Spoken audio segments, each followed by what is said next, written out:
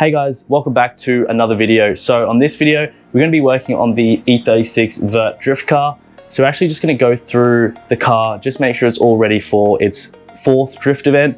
So really keen to do that. We're going to just go through the whole car so that if you guys have an E36 or a drift car, you can just get an idea of what to look out for and how to just get ready. It is pretty simple, but it is a vital thing that you want to do. Otherwise you can have trouble on the track day, can have car issues, which are never good. Doing this, make sure that the car is completely ready to go for the drift event. So yeah, we'll get cracking. So the first vital thing that you want to look at in the actual engine bay is the fluids. So obviously we want to check the engine oil, which is here. We want to check the coolant, which is here. And we want to check the brake level, which is here. You can't really check the gearbox oil or the diff oil. So we're just going to assume that that should be okay. We have replaced both of those pretty recently. So I think they should be all good.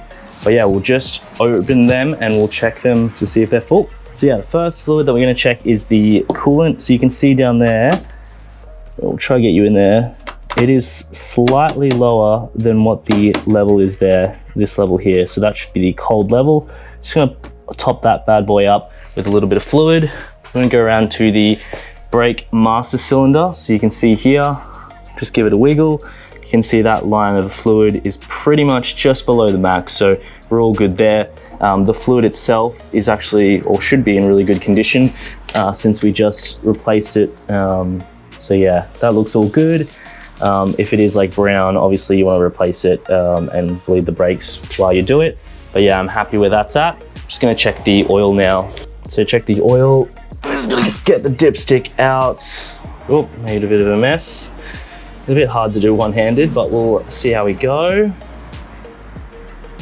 So you want to wipe it off first and then dip it in. There we go.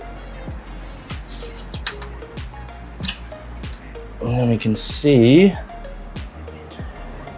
So it looks like the level's pretty much at this brake, which is where you'd want it to be for an OEM application. However, given that we're going to be doing a drift day and we're going to be doing a bit of lateral G's in the car, which will slosh the oil around in the pan, I usually like to get it just to sort of where the numbers start on the dipstick. It might be a bit hard to focus, but yeah, we'll probably just end up chucking another ½ liter in there just to be safe. And then yeah, we don't want to be starving the engine of oil when we're in the middle of a drift, so it's not good. So yeah, we'll just go ahead and top up the coolant as well as the oil.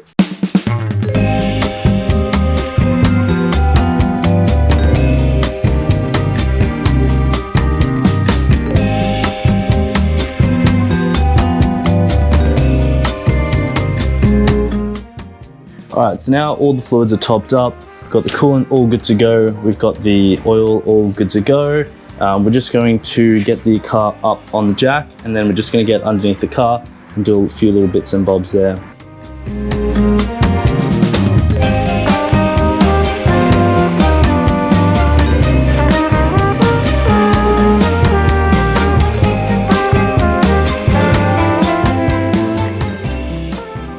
All right, so now that we've got the car jacked up, the next thing that we're going to do is do a bolt check on the front end. So this is probably one of the most important things that you can do apart from checking the fluids. Obviously, with it being a race car or drift car, bolts are going to come loose. Like, that's just a fact of life.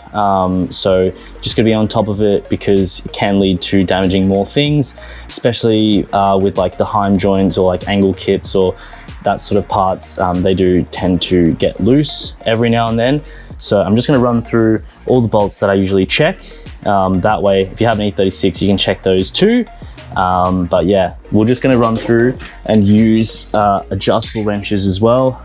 So make the job really quick and easy. You don't need a socket or anything like that for most of them. And yeah, it's just a matter of going through with one of the adjustable wrenches. You can pretty much smash the car out pretty quickly. So we'll get cracking. Oh yeah, and also with taking the wheels off, if you have a drift car, one thing I'd recommend is definitely doing a stud conversion on the wheels. It makes taking them on and off so much easier, so much better. So yeah, it's just a nice little mod that you can do to make your life way easier at the track. So I would 100% recommend doing that, because look at that. That is way easier to put on than having to deal with those stupid bolts. But yeah, you don't need to take the wheel off. You should be right just to go without it. But yeah, a lot of things I usually like to check is obviously make sure the tie rod is nice and tight. Just check the sway bar linkages. If you do have an angle kit like so, just make sure you check all these bolts, make sure they're tight. And then obviously just make sure these lollipop bushings are tight. And then the heim joints in here. Just check the bottom nut there. Could check your subframe if you really want. Don't think that's gonna back out anytime soon. But yeah, that's pretty much most of what we check up top here. And then obviously, ooh, that's a bit of play there. So look at that, we found the first culprit. The hub was loose, not sure if you can tell, but it actually ended up being this little locking collar on the coilovers. Don't think I mentioned that you need to check these, but yeah, if you have aftermarket coilovers, make sure you check that these are tight. And if not, obviously just use the C-spanner to tighten them up. So yeah, we'll just go ahead and tighten that one up. Hopefully, it seems like it hasn't come loose, like wound down, which would mess up the alignment, that sort of thing. So I think we should be all good. But yeah, like I said, I'll just use the C-spanner now and I'll just tighten that bad boy up and should be all good to go. Also, another thing I forgot to mention is if you have coilovers or max speeding rods in particular, make sure you check that this nut has not backed out. I'm not sure if you're able to see there, but there's a white mark on there and then there's a white mark down there. Obviously, they're meant to match up and they aren't. So I believe this has actually backed out a tiny bit. Still seems to be pretty tight. Yeah, what I'm gonna do is just get a spanner on one side and then hold the other end with a shifter and just tighten that back down, maybe even just a little bit more tighter to what it was before. Another thing that we're just going to do as well is going to be putting it in these reinforcement plates. Basically, they sit like that. Obviously, not on top of the strut tower, but underneath. So basically what that means is it just strengthens the strut tower because these are prone to cracking. And then, yeah, so we'll just undo the 3 bolts there for the shock. We'll drop it down a little bit and support it with a jack. And then we'll pop this bad boy on there, like so. And then we'll put it back into place and then tighten up the bolts. Should just give us a little bit more strength in the front end. Yeah, definitely a worthwhile upgrade because yeah, they're pretty renowned for cracking their strut tops. Okay, so update, because of I believe the heim joints in the lower control arms, we couldn't actually push the shock down further to get it out. So what I've actually done is I've actually just measured this distance on the coilover and undone that collar again, and then just wound the coilover down. That way we have enough room to pop that little reinforcement plate. And now what we'll do is we'll just put that in position and wind that back up into place, and we should be all good to go.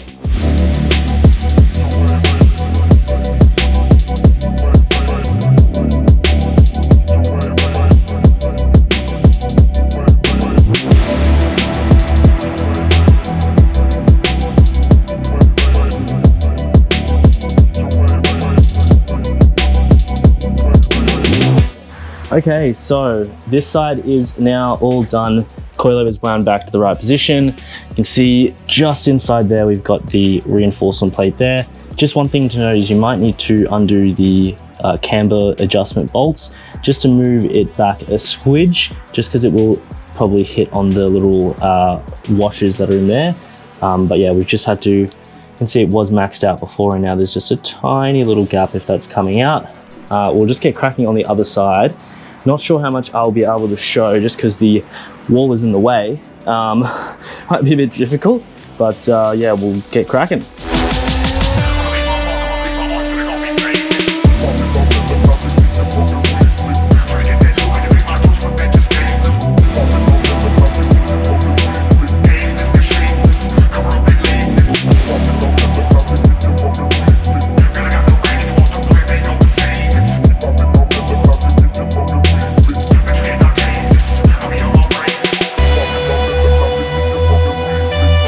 Alright, so the reinforcement plates are in on both sides now.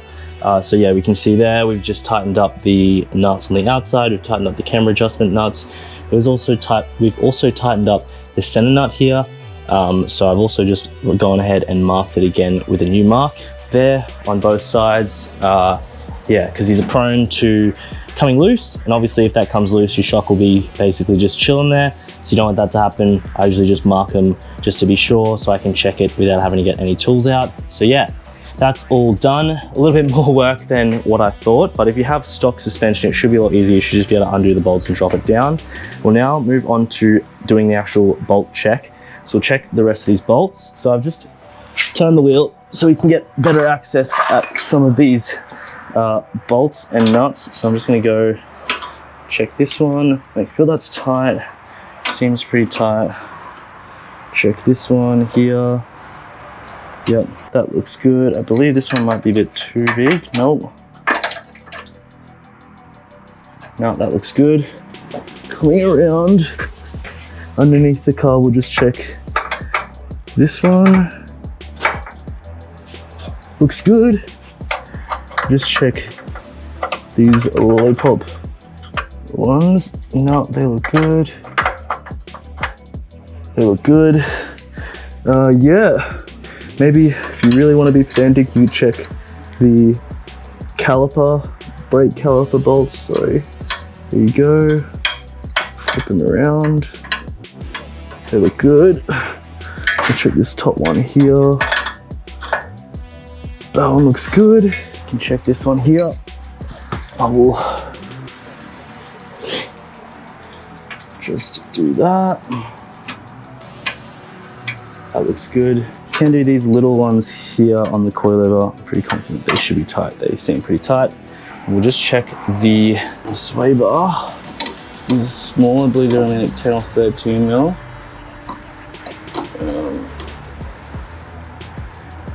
Yep. It's that one. Let's see if I can get that one. I believe.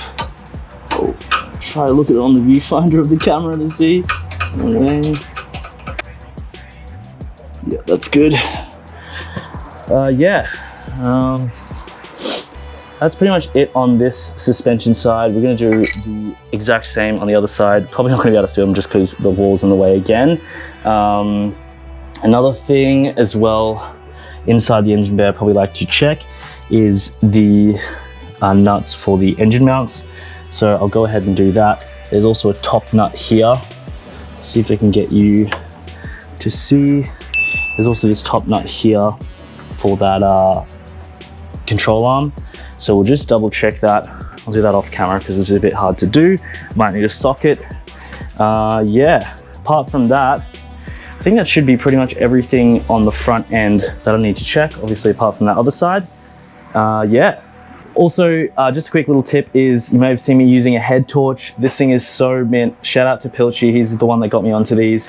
It is so good to have a head torch there, literally so easy to use. You can use both hands and have light, which is perfect, which is what you want when you're working on a car, especially in a tight area like we were with that side. We had the wall there and we could still have light in there and right where we're looking, which is perfect. So yeah, definitely if you can, just pick up a cheap head torch. They're really cheap and really good. So yeah, easy. So through the power of Movie Magic, it's a new day now. Unfortunately, we went to go book the drift event for the car, but the event was full, so that definitely put us off prepping the car. However, we did go on the waiting list and now there is a spot that's opened up. So we've just sent it, got that spot. It is only the morning rather than the full day. However, we might be able to extend it depending on if someone breaks or there's just a spot that opens up in the afternoon. So we're just gonna bring enough stuff to do the full day and fingers crossed we can do the full day. But yeah, so we're back onto prepping the car now. The next thing that we're gonna do is swap the seat over from the boosted E46. So it's got a Velo there, bucket seat. So we're just gonna swap that into the E36. So the seat bolt pattern is basically the same for the E46 and E36. So it's basically direct bolt in. So we'll just chuck the seat out of that car and put it in this one. The only thing we do want to address is the seat sits a lot lower and it's a little bit hard to line up. So I just want to make some small spaces, about 10, 13 mil, so we can just lift the seat up a little bit, make it a little bit easier to sit in. So we're just going to make them out of just some alley bar. Yeah, should be pretty simple to whip up on the lathe.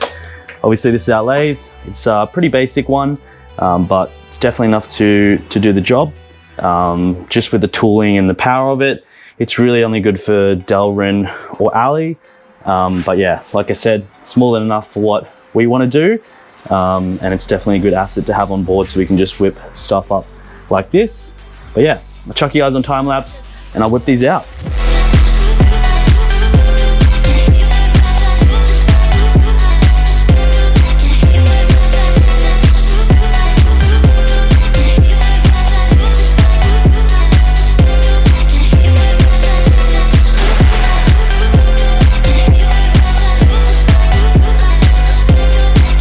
Okay, so we're about at the halfway point now. We've basically just machined this piece. It's really hard to center in, and obviously it was a really long piece, so I just cut it in half. Then I just faced both sides. And then, yeah, we just drilled a 10 mil hole in the middle there. You can see it goes about 50 mil deep, so probably about that much. And then what we'll do is we'll just use the lathe cutter, wherever that's gone, this little guy. And then we'll just take 4 cuts and then we'll have 4 spaces. So I'll just smash that out now. Also, side note, I haven't used this lathe in a while, so I'm a bit of a noob. So if you've noticed that I've done something strange or something that's not right, let me know. But yeah, I'm definitely pretty new to the whole machining thing, so definitely making a few mistakes, but hey, if we get this part, I'll be happy.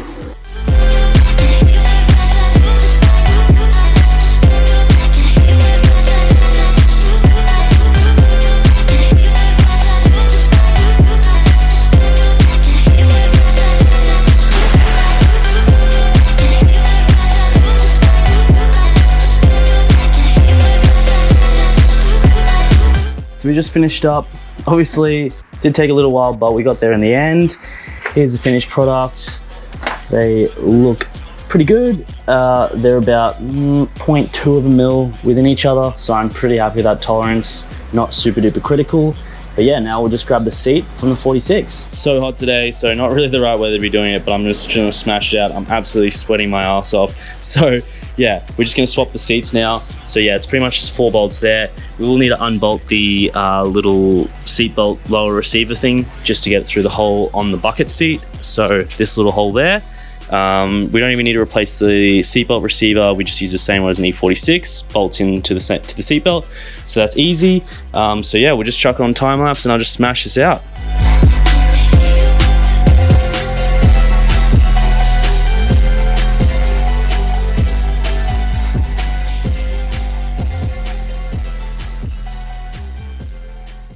So yeah, the seat's out now. Obviously, excuse the mess, I don't really have enough time to clean it up. But yeah, so these are the little things that we machined. You can see they just go on that like so, just to lift up the seat enough. Obviously the back has these seat bolts, so a bit of clearance there should work well. Just with the, on the front here, we're just gonna have this little bracket as well, which is just for a fire extinguisher. Nice little convenient mount there in case we need to use it. We've got it right there. But yeah, we'll just chuck the seat in now.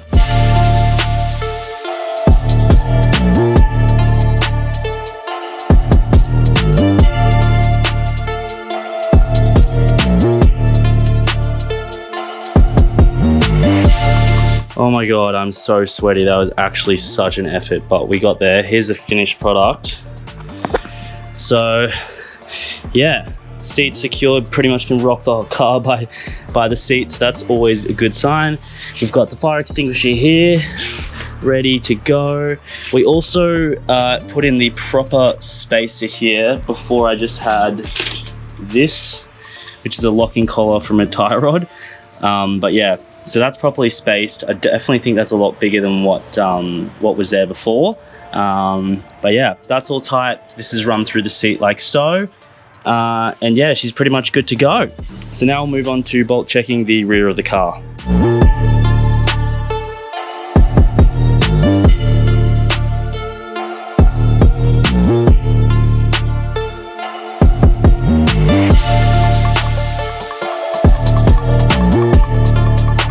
So we obviously got the car in the air, all good.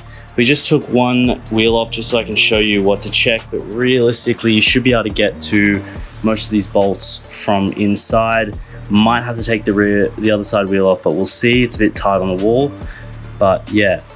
I did ideally want to do the handbrake shoes, but I think I'm just gonna call it and just not replace it for the drift event and just not have a working handbrake. Well, it works, but just not that good. So I'll just show you what we like to check. The number one thing to check is these bolts here. I can literally see one looks loose. But yeah, they literally love to back out, and if they back out, they will absolutely destroy your CV and all that bad stuff. You can see there's a lot of grease and stuff around there from when I actually had all the bolts back out. Shit, a few just came loose, and it was very messy. Managed to drive it home because it's obviously a welded diff. But yeah, so some of the bolts that you want to check under here are these drive shaft bolts. Obviously, like I mentioned, make sure these diff bolts are good. You also want to check your lower shock bolt, control arm bolts, these trailing arm bolts, also the brake caliper bolts if you'd like. Just want to make sure that this collar is tight. And then I'm also going to go in from the top and check that the coilover nuts are tight. You have to just get the tonneau cover off because it's a vert. But yeah, just gonna do that and just double check out my diff bolts are all tight. They should be all good. But yeah, just gonna go ahead now and use some of these adjustable wrenches like we did in the front, and we'll just smash out this bolt check.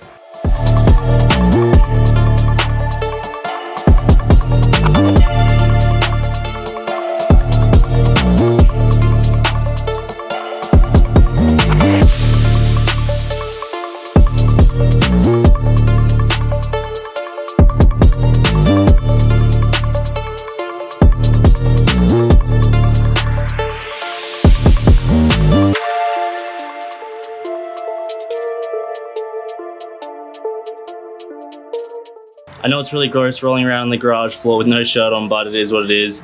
I am absolutely so hot. So we managed to bolt check the rear.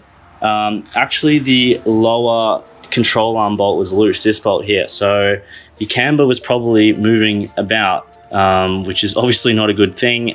We have obviously lost the alignment, I guess, on this wheel. It's mainly the camber, it doesn't really affect the toe, so that shouldn't make it too much of a difference, so we should be all good. But I did check all the bolts. One of them was pretty much really loose and a couple needed to be snugged up a little bit, so make sure you tighten your CV bolts because they love to get loose, especially if you're drifting the car or taking it to the track. The other side is all good. I was able to get to most of the bolts without even taking the wheel off, so if you're playing at home, probably just do this without even getting the wheels off if you just want to do a quick job. But yeah, that's all done. We did also just off camera replace the battery tray in the car just because the threaded holes where the battery plate, I guess, bolts in were actually all messed up. I'll show you. Here's our old battery tray, and you can see in there, obviously they're rusted in, and then the bolt is snapped. So we got a whole new one of these, thanks Pete, and we slapped it in. And so now the battery's all secured, and we're not gonna be told that we can't drive because the battery's not secure. That's all done. Just basically gonna lower it up, pack the car, and then we're good to go. So I think this is probably just gonna be its own video just because I think there's enough content there. I don't really wanna make an hour-long video of me getting the car ready and drifting. So you'll have to stay tuned for the next episode when we drive the car, take it to the track. It's been a while, haven't done drift day in like a couple months now. So really keen, make sure you get subscribed for that. But yeah, we'll catch you on the next one. See you guys.